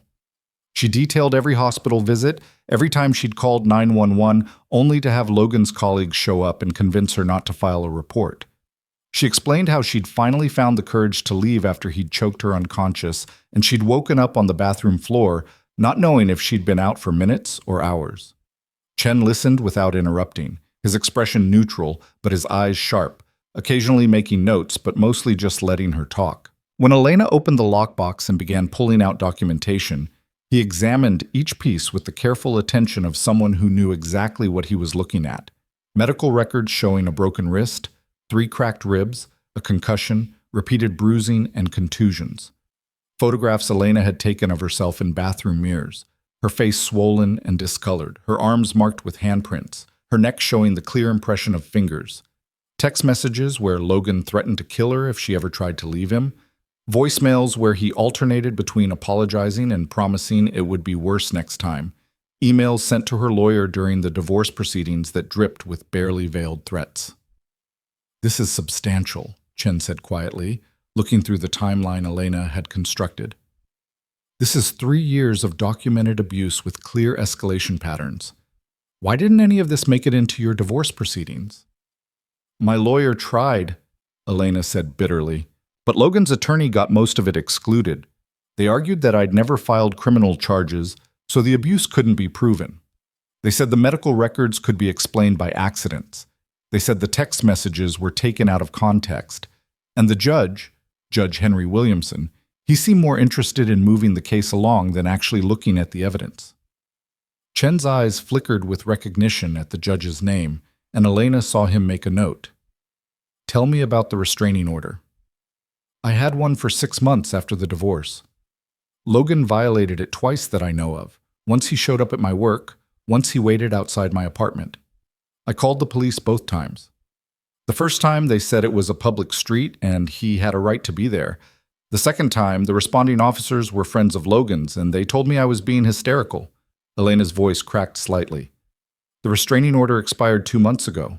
I tried to renew it with documentation showing he'd been following me, stalking me, cornering me on the street. Judge Williamson denied the renewal, said I hadn't proven ongoing threat. Even though you had evidence of stalking? I had my word and some blurry cell phone pictures. Logan had a badge and a lawyer who made me sound like a vindictive ex-wife trying to ruin a good cop's reputation. Elena met Chen's eyes. That's how it always works. His word against mine, and his word comes with the weight of the Chicago Police Department behind it. Chen was quiet for a moment, his fingers drumming against the table. Miss Marquez, I'm going to be direct with you. The case we're building against your ex-husband is broader than domestic violence. We have evidence suggesting that Officer Pierce has been involved in systematic corruption, theft, extortion, falsifying reports, witness intimidation. Your testimony about domestic abuse and stalking fits into a larger pattern of a police officer who believes he's above the law. But that also means that when we move against him, we're going to be moving against multiple officers and potentially against people high up in the department who've been protecting them. This is going to get messy, and you're going to be in the middle of it. Are you prepared for that? Elena thought about the question. Was she prepared to become a target? To have her name dragged through the media? To potentially face retaliation from cops who saw her as a traitor? The old Elena, the one who'd spent 6 months jumping at shadows and hiding bruises, would have said no. Would have thanked Agent Chen for his time and walked away to live whatever life she could salvage in the margins of Logan's cruelty. But something had changed in the past week. Maybe it was Victor's absolute certainty that Logan could be stopped. Maybe it was seeing her evidence laid out on a federal conference table and knowing that someone was actually looking at it. Maybe it was just exhaustion from being afraid all the time. Whatever it was, Elena felt something harden in her chest, crystallizing into resolve. I'm prepared, she said. I'm done being scared. Chen nodded slowly, and for the first time he smiled. Good, because we're going to need you to be brave for a little while longer. I'm going to take this evidence to my superiors and recommend that we move forward with arrests within the next 72 hours. Once that happens, Logan is going to be detained and charged with federal crimes. He'll be required to surrender his badge and weapon, and he'll be placed under conditions that prohibit him from contacting you. If he violates those conditions, he goes to jail immediately. Do you understand? I understand. I'm also going to recommend that you be placed in protective custody until the trial. That means, no, Elena interrupted. I'm not going into hiding. I have a job. I have a life. I'm not going to let Logan chase me away from everything I've built. Ms. Marquez, I have private security, Elena said firmly, and I'm not doing this if it means I have to disappear. I've already given Logan 3 years of my life. I'm not giving him any more. Chen studied her for a moment, then nodded. All right, but if at any point you feel threatened or unsafe, you contact me immediately. I don't care if it's 3 a.m. You call, and I'll make sure you're protected. Deal? Deal. They shook hands again, and Chen began packing up the recording equipment and Elena's documentation. I'll need to keep these materials for evidence, but I'll make sure you get copies of everything. And Ms. Marquez, thank you. What you've done today took tremendous courage. Just make sure it matters, Elena said quietly. Make sure he actually faces consequences this time. I will, Chen promised. You have my word. Across the city, Logan Pierce sat in his uncle's office, his stomach churning with an anxiety he couldn't quite name. Marcus Pierce stood at the window overlooking downtown Chicago, his shoulders tense, his expression grim. Talk to me, Uncle Marcus. What's going on? Marcus turned from the window. I got a call yesterday from someone I trust in the Bureau. They're asking questions about the 14th District, about arrest patterns, conviction rates, financial irregularities. Logan's blood ran cold. The Bureau, as in FBI. That's exactly what I mean. They're sniffing around, and that means someone gave them a reason to look. Any idea who that might be? Logan's mind raced. Could be any number of assholes with grudges. I've put away a lot of dealers, made a lot of enemies. These aren't dealers filing complaints, Marcus said flatly. This is organized. Someone compiled evidence, put together a package, and handed it to federal agents. Someone with resources and motivation to see you taken down. So I'm asking you again, Logan, who did you piss off? The question hung in the air.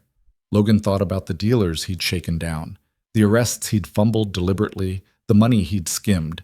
Any one of them could have gone to the feds. But would they? Most of them were too scared, too invested in the system that kept them out of prison as long as they paid up. Unless someone had convinced them they'd be protected, unless someone had promised them immunity in exchange for testimony. I don't know, Logan admitted, and the helplessness in his own voice made him angry.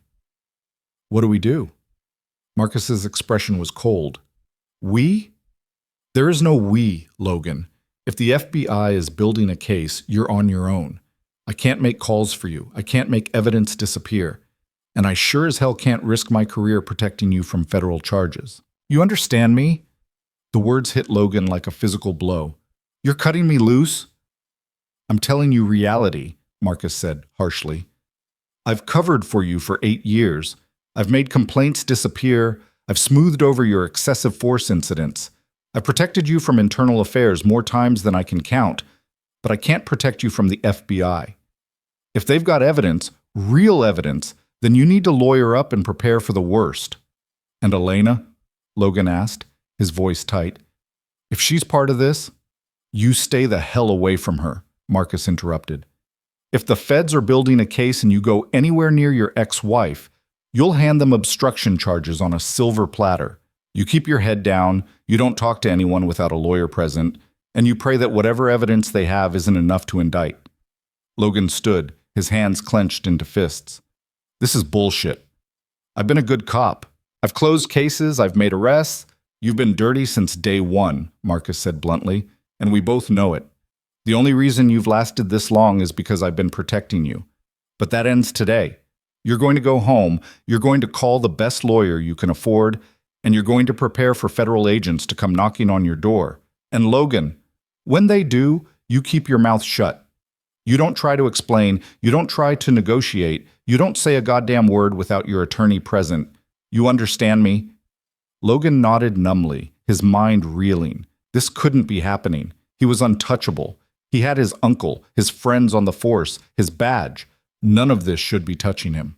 But as he left Marcus's office and walked through the department headquarters, he couldn't shake the feeling that the walls were closing in. People who normally greeted him were looking away. Conversation stopped when he passed. The easy camaraderie he'd relied on for years felt suddenly fragile, like everyone had already decided he was toxic and were just waiting for official confirmation.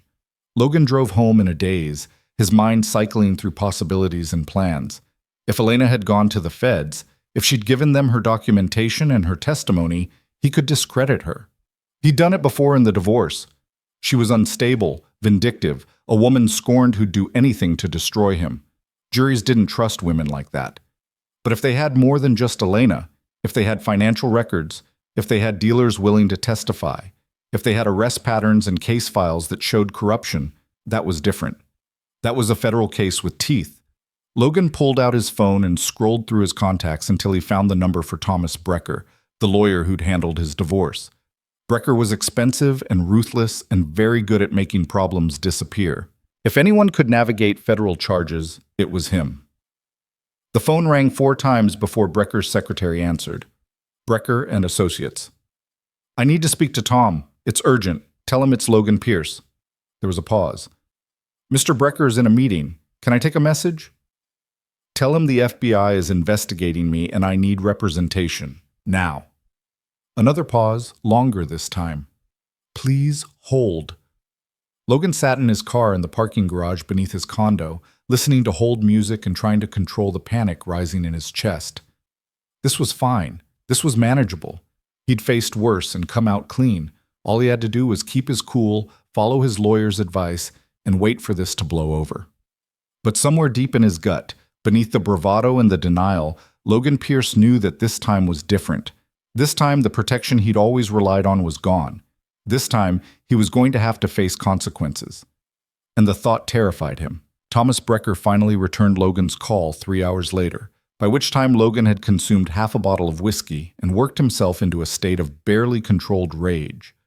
The lawyer's voice was measured, professional, completely lacking the warmth that had characterized their interactions during the divorce proceedings. "Logan, my secretary said you're being investigated by the FBI? I don't know for sure. My uncle heard rumors, questions being asked. I need you to find out what's going on and shut it down before it goes any further." There was a pause on the other end of the line. "Logan, if the FBI is actually investigating you, I can't shut it down. What I can do is represent you if charges are filed. But you need to understand that federal cases are different from local ones. The resources they have, the conviction rates they maintain, this isn't like getting a case dismissed in county court." "I haven't done anything wrong," Logan said, hearing the lie in his own voice even as he said it. "Then you have nothing to worry about," Brecker replied, though his tone suggested he didn't believe that any more than Logan did. "Here's what you do. Don't talk to anyone about this. Don't talk to your colleagues. Don't talk to reporters. And especially don't contact your ex-wife. If federal agents approach you, you invoke your right to an attorney and you call me immediately. Don't try to explain yourself. Don't try to cooperate. Just shut your mouth and wait for me. Understood?" "What about Elena? If she's behind this, did you not hear what I just said?" Brecker's voice sharpened. "You stay away from her. If the feds are building a case and you go near her, you'll be handing them witness intimidation charges. Is that what you want?" Logan's grip tightened on his phone. The thought of Elena sitting in some federal office, spilling every lie she could think of to ruin him, made his blood boil. She'd already tried to destroy him once during the divorce. Now she was apparently trying again, hiding behind FBI agents and playing the victim. "Logan, are you listening to me?" Brecker's voice cut through his thoughts. "Yeah, I'm listening. Don't talk to anyone. Don't go near Elena. Wait for you if the feds show up. Got it." "Good. And Logan, start putting together money for my retainer. If this goes to trial, it's going to be expensive." The call ended, and Logan hurled his phone across the room, satisfaction briefly flaring as it shattered against the wall. But the satisfaction faded quickly, replaced by the same churning anxiety that had been building since his uncle's warning. For the first time in his adult life, Logan Pierce felt genuinely afraid. Across town, Victor Rinaldi received a text from Agent Chen. "Arrest scheduled for 600 tomorrow. Multiple targets. Recommend your friend stay home and keep her phone on." Victor forwarded the message to Elena with a single line added, "Tomorrow morning, it ends. Stay safe." He stood at his penthouse window, watching the sun set over Chicago, painting the sky in shades of orange and red that looked like fire. In 12 hours, federal agents would descend on Logan Pierce and 3 of his fellow officers, arresting them at their homes before they could coordinate stories or destroy evidence. In 14 hours, the Chicago Tribune would publish Melissa Torres's story detailing systematic corruption in the 14th District, complete with documentation and interviews with victims who'd been too scared to come forward until the FBI offered protection. And in the days that followed, the entire machinery that had protected Logan Pierce for 8 years would collapse under the weight of public scrutiny and federal prosecution. Victor's phone rang. "Gabe." "It's happening," Gabe said without preamble. "Chen just confirmed. 4 arrests tomorrow morning. Logan Pierce, officers Michael Dante and Kevin Ross, and Sergeant Frank Mitchell. All of them dirty, all of them protected by Marcus Pierce, until about 6 hours ago, when the deputy chief suddenly decided to cooperate with federal investigators." "Marcus is turning on them?" Victor couldn't keep the surprise out of his voice. Apparently, when the FBI showed him documentation of his nephew's crimes alongside evidence that Marcus himself had been covering them up, he decided immunity was better than indictment. He's giving them everything: names, dates, how the protection racket worked, which judges were in their pocket, the whole thing. The 14th District is going to be gutted. Victor allowed himself a small smile. Marcus Pierce had spent 32 years building a reputation, and he'd thrown his nephew under the bus the moment that reputation was threatened. There was a certain poetry to it. What about Elena? Safe. Chen has her listed as a protected witness. If any of them try to contact her after arrest, they violate their bail conditions and go straight to lockup. And Victor? The evidence is overwhelming. Chen says they're looking at minimum 10 years, possibly 20 if all the charges stick. These guys aren't walking away from this. Good, Victor said simply. Make sure Elena knows she can come back to work whenever she's ready. And Gabe? Send her a bonus. Whatever her yearly salary is, double it. She's been through hell. The least we can do is make sure she has options. You're going soft in your old age, Gabe said, but there was warmth in his voice. I'm going practical. Good employees are hard to find, and Elena Marquez has more spine than half the men who work for me. I want to keep her around. After the call ended, Victor poured himself a drink and settled into his chair. Tomorrow morning, Logan Pierce would wake up to federal agents at his door. He'd be arrested, processed, arraigned, and released on bail with conditions that would feel like a cage. His badge would be gone. His gun would be confiscated. His uncle would refuse his calls. And every news outlet in Chicago would be running stories about the corrupt cop who thought he was above the law. But Victor knew that men like Logan didn't surrender gracefully. Even with federal charges hanging over their heads, even with mountains of evidence and witness testimony, they lashed out. They looked for someone to hurt, someone to blame, someone weaker they could punish for their own failures. And when Logan Pierce started looking for a target, Elena would be the obvious choice. Victor sent another text to his security team. After arrest tomorrow, assume the subject will attempt to violate bail conditions. Be ready to respond and document everything. If he comes anywhere near Elena, I want video evidence that will hold up in court.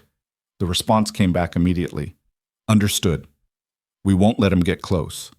Victor finished his drink and went to bed, sleeping the dreamless sleep of someone who'd set forces in motion that could no longer be stopped. At 6 o'clock the next morning, Logan Pierce was awakened by pounding on his door and voices identifying themselves as FBI.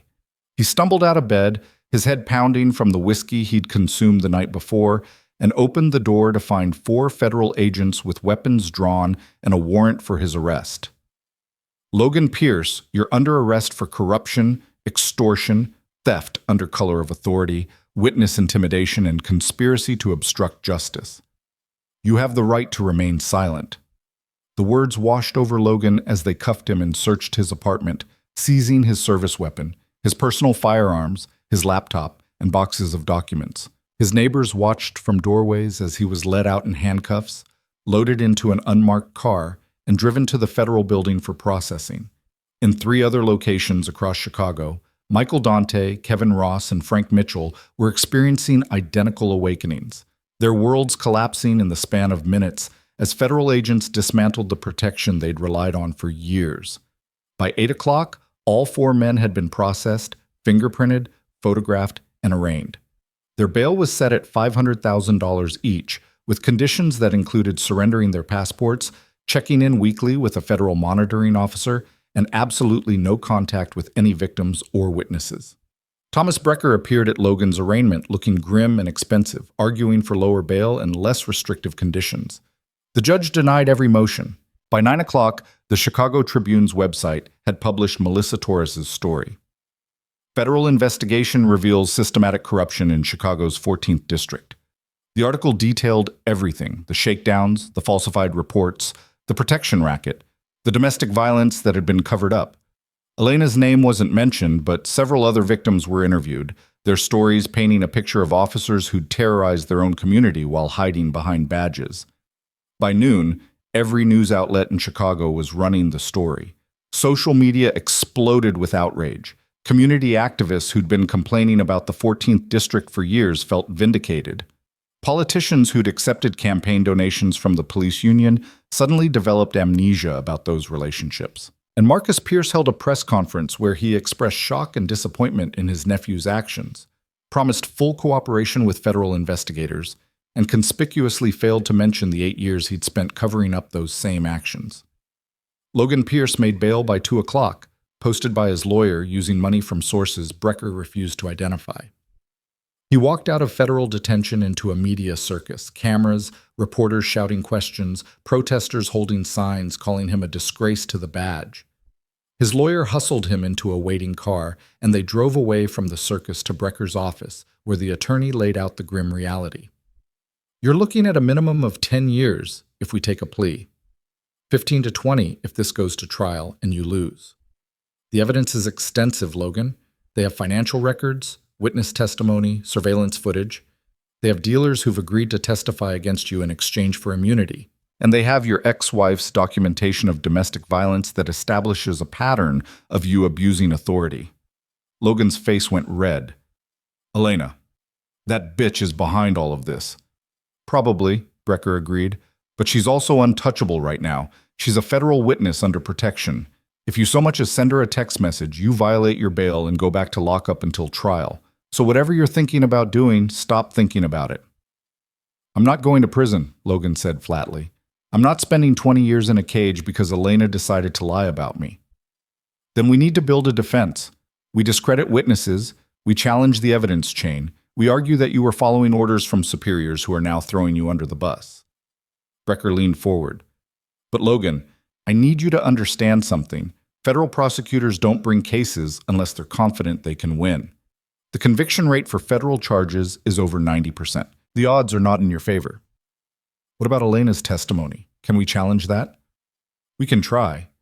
We'll argue she's a vindictive ex-wife with a grudge. We'll point out inconsistencies in her story. But Logan, she has medical records. She has photographs. She has contemporaneous documentation from 3 years ago that she couldn't have known she'd need for a federal case. A jury is going to look at that evidence and believe her. Logan stood up, unable to sit still any longer. So what you're telling me is I'm fucked. What I'm telling you is that your best option is probably a plea deal. We negotiate, we get the sentence down to maybe 7 or 8 years, and you serve your time in a minimum security facility. You'll be out in 5 with good behavior. 5 years, Logan repeated, the words tasting like ash in his mouth. It's better than 20, Brecker said pragmatically.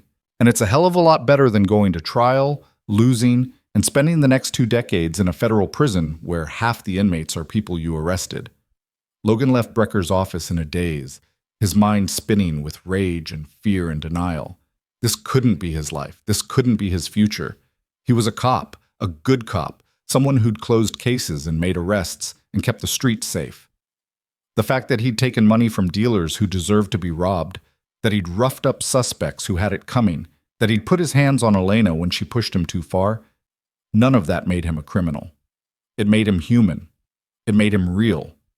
But the system didn't care about context. The system wanted a villain, and Elena had given them one. Logan drove aimlessly through Chicago, watching the city he'd sworn to protect turn against him.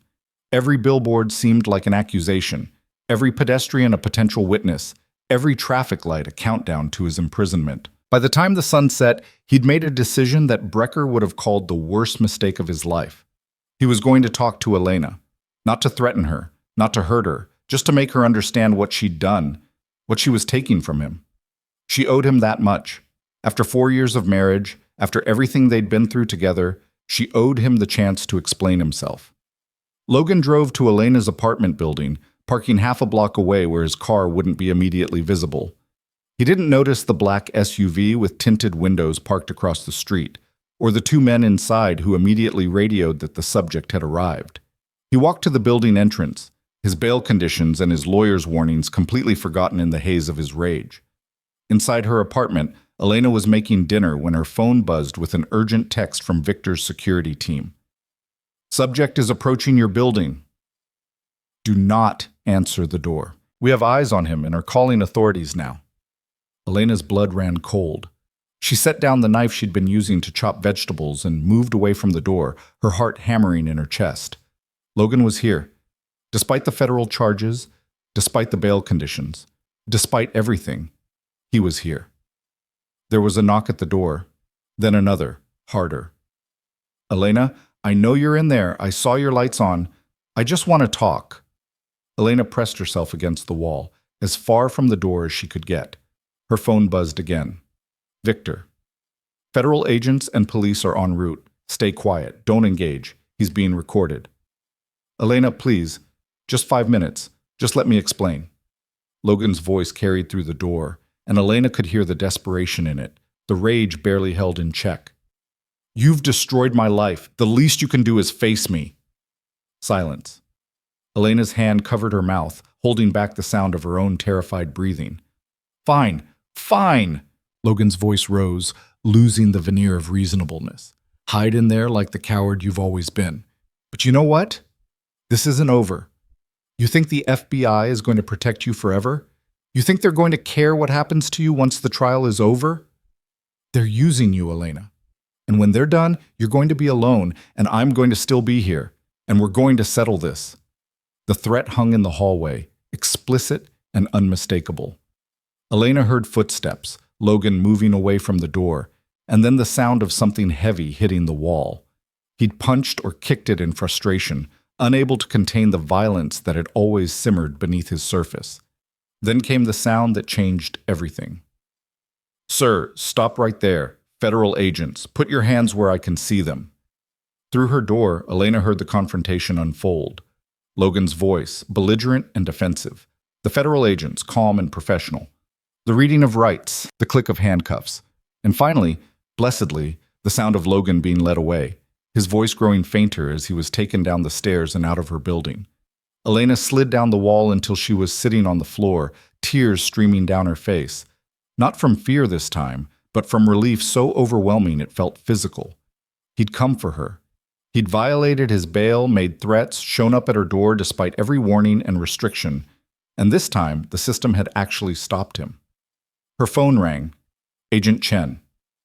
"Miss Marquez, are you all right?"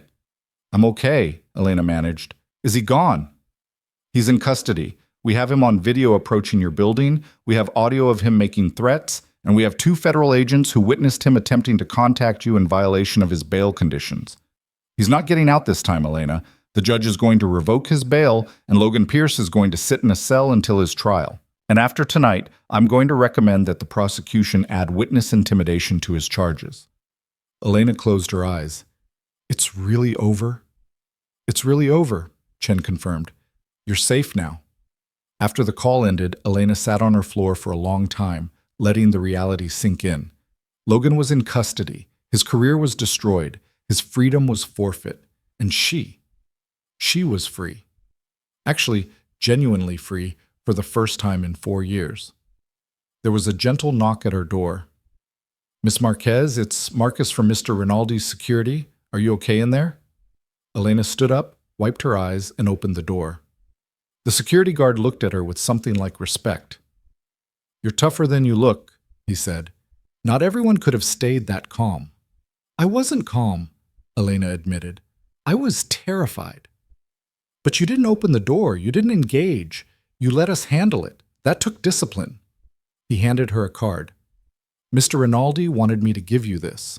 It's the number for a counselor who specializes in trauma. He thought you might want to talk to someone after tonight." Elena took the card, touched by the thoughtfulness. "Thank you. And thank Mr. Rinaldi for me." "You can thank him yourself. He's waiting downstairs. He wanted to make sure you were okay." Elena followed Marcus down to the building entrance where Victor stood next to his car, looking exactly like what he was. A powerful man who'd orchestrated the downfall of someone he considered an enemy. But when he saw Elena, his expression softened. "You did well tonight," Victor said. "You stayed calm, you didn't let him manipulate you, and you trusted the people protecting you. I'm proud of you." "I was so scared," Elena confessed. "Fear is healthy. It keeps you sharp. But you didn't let it control you, and that's what matters."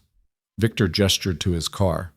"Come on, I'm taking you somewhere safe for the night. Somewhere Logan can't find you even if he somehow makes bail again, which he won't." "Where?" "A hotel downtown. Good security, comfortable rooms, room service. You'll stay there until the arraignment tomorrow, and then we'll figure out next steps. But tonight, you're going to sleep without worrying about someone breaking down your door." Elena wanted to argue that it wasn't necessary, that she'd be fine in her apartment. But the truth was she didn't want to sleep here tonight. Not after Logan had been outside her door, making threats, reminding her of exactly what he was capable of. "Okay," she said quietly. "Thank you." They drove through Chicago in silence, Elena watching the city lights blur past the window. Somewhere in this vast machinery of buildings and people, Logan Pierce was sitting in a federal holding cell, probably still convinced that he was the victim, that Elena had destroyed his life out of spite. He'd never understand that she'd simply told the truth, that his life had been destroyed by his own choices, his own violence, his own belief that his badge made him untouchable. The hotel Victor had chosen was elegant and discreet, the kind of place where questions weren't asked and privacy was guaranteed. He walked Elena to her room, making sure she had his number and Agent Chen's number and the security team's number, so many numbers she could call if she needed help that she almost laughed at the absurdity of it. "Get some sleep," Victor said at her door. "Tomorrow's going to be intense. The media is going to want to talk to you, and prosecutors are going to want to prep you for trial. But tonight, you're safe. Enjoy it." After he left, Elena locked her hotel room door and realized for the first time in years that she didn't feel the need to push furniture against it. The locks were enough. The security was real. She was actually, genuinely safe. She ordered room service, took a long hot shower, and climbed into the massive hotel bed. As she drifted off to sleep, her last thought was that tomorrow she'd need to figure out what her life looked like now that Logan wasn't in it. She'd need to rebuild, to reclaim all the pieces of herself that she'd lost during the marriage and the aftermath. But tonight, she just slept. 3 weeks later, Logan Pierce stood in federal court and listened to the prosecution lay out their case against him. The evidence was damning: financial records showing unexplained income, testimony from dealers he'd extorted, surveillance footage of him stalking Elena, the recording of him violating his bail conditions. His lawyer made a half-hearted attempt at defense, but even Brecker knew it was over. The judge sentenced Logan to 15 years in federal prison, with the possibility of parole after 10. As he was led away in handcuffs, Logan looked across the courtroom and saw Elena sitting in the gallery next to Victor Rinaldi. She wasn't smiling or celebrating. She just looked tired, like someone who'd carried a heavy burden for too long and had finally been allowed to set it down. Their eyes met for just a moment, and Logan saw something in her face that infuriated him more than the verdict: pity. She pitied him. After everything she'd done, after destroying his life and his career, she had the audacity to pity him. The bailiffs led him away before he could say anything, and that was the last time Elena Marquez ever saw Logan Pierce. Outside the courthouse, reporters mobbed Elena asking for statements, but she declined them all. Victor's security team created a corridor through the crowd, and she walked to his waiting car without saying a word. Some stories didn't need commentary. The verdict spoke for itself. A month after the trial, Elena stood in Victor's penthouse, not as his maid this time, but as his guest. He'd invited her to dinner, a private celebration that he'd arranged as a closing chapter to everything they'd been through together. "How does it feel?" Victor asked over wine, and the kind of meal that cost more than Elena made in a week. "Strange," Elena admitted. "I keep expecting to see him around corners, or hear his voice, or feel that panic that he's close by. It's going to take a while to believe he's really gone." "That's normal. Trauma doesn't disappear just because the threat is removed." "Are you seeing the counselor?" "Twice a week. She's good. It helps." Elena looked at Victor across the table. "I never properly thanked you for what you did.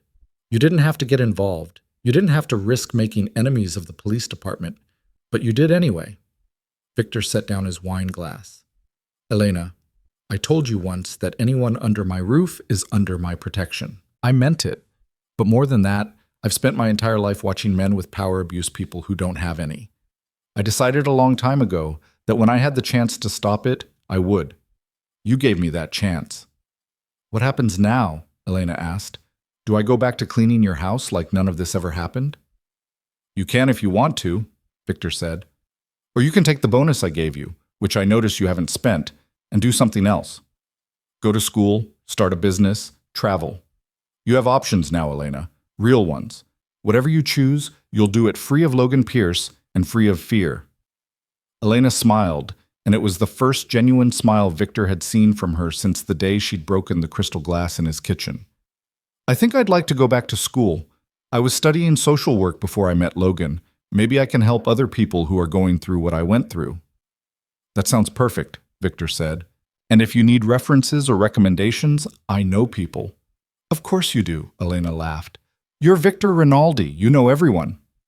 They finished dinner and stood at the windows overlooking Chicago, the city spread out beneath them like a glittering promise. Somewhere in that vast landscape, other people were suffering in silence, trapped by fear and power imbalances and systems that failed them. But tonight, one woman had broken free, and that was enough. "Thank you," Elena said again, "for everything." Victor nodded. "You're welcome. Now go build a life worth living. You've earned it." Elena left the penthouse that night and walked into a future that was finally hers to shape. Behind her, Victor Rinaldi returned to his empire, satisfied that he'd used his power exactly the way he'd always intended, not to hurt the powerless, but to protect them. And in a federal prison 200 miles away, Logan Pierce learned the hardest lesson of his life, that badges and connections and family names meant nothing when you finally faced the consequences of your actions. He'd spent 8 years believing he was untouchable, and it had taken one determined woman and one ruthless man to prove him wrong. Chicago moved on, as cities always do. The 14th District was reorganized. Marcus Pierce quietly retired. The Tribune won awards for its corruption coverage, and Elena Marquez enrolled in graduate school, studying to become the kind of advocate she had desperately needed when no one else would listen. Justice, when it finally arrived, had been neither swift nor simple, but it had been real. And for the people who'd suffered under Logan Pierce's cruelty, that was enough. The city kept turning, indifferent to individual stories of pain and redemption. But for those who'd lived through this particular chapter, everything had changed. The powerless had found their voice. The predator had been caged. And somewhere in the balance between vengeance and justice, a better world had been carved out one difficult victory at a time.